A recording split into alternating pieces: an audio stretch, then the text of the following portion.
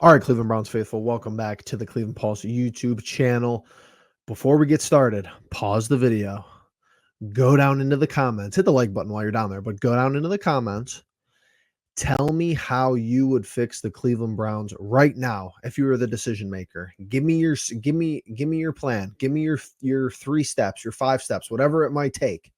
When you're done, submit the comment, come back up, press play on the video, listen to what I'm going to say here. I'll let you do that. All right, we're back. Okay, perfect. Number 1 for me, bench Deshaun Watson. Very simple. Rip the Band-Aid off. Has to happen. I understand he's making so much money. I get it. You have to get over the ego. You have to get over the pride. Mistake. Let's not make it worse than it has to be. Sit his ass on the bench. Get Jameis Winston, preferably, or DTR into the game. I'm talking this week too. You're 1-4. You can't afford another loss like the rest of the year, especially with the way we're trending and with how good the AFC will be. Number 2, fire Ken Dorsey. Fire him. Don't replace the offensive coordinator position. Let Stefanski do everything. And people are going to be like, oh, well, Stefanski needs to give up the play calling. That's a terrible idea. Hear me out. Everybody's going to be thrilled about this as far as a solution. Get rid of Ken Dorsey and do something that's been unprecedented in the history of the league, as far as I'm aware. Don't hire an offensive coordinator. They don't do anything anyway. Ken Dorsey doesn't do anything anyway. Alex Van Pelt didn't do anything anyway.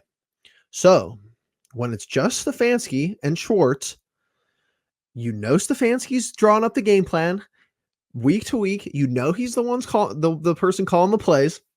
Everything will be out in the light for everyone to see.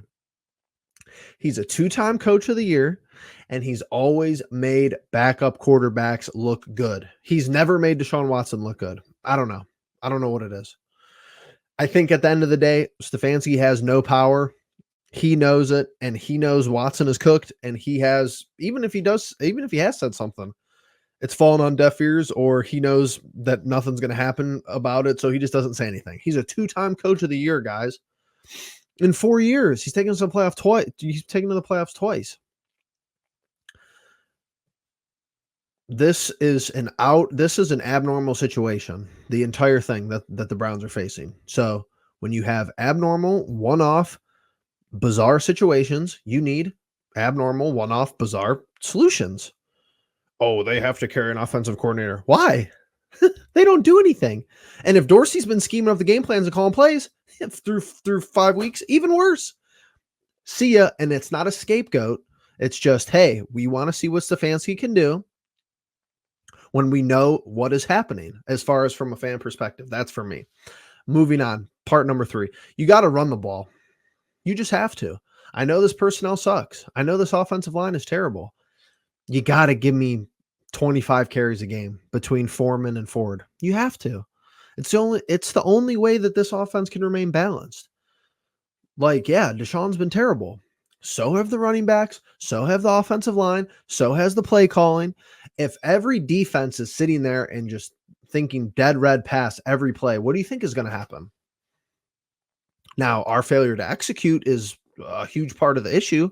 But when you have no balance, when they don't even care about our running game, the opposing defense, what can you expect as far as results offensively?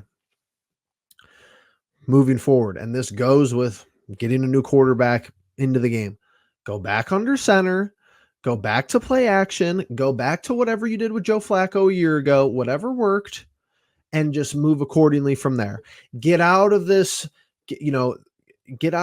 RPO, shotgun, fake to the running back. It doesn't work.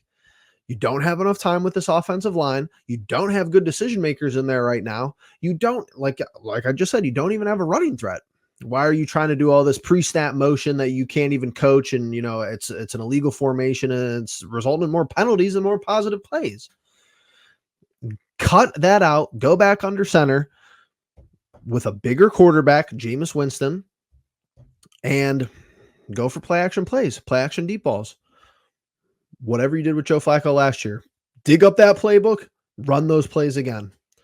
and start this week in Philadelphia because you have to win. You have to win this game in Philadelphia, and your season is probably over even if you do win this game. But 1-5, what people are not understanding is if this team comes back to Cleveland Brown Stadium, Huntington Bank Field, 1-5, it's going to be a riot.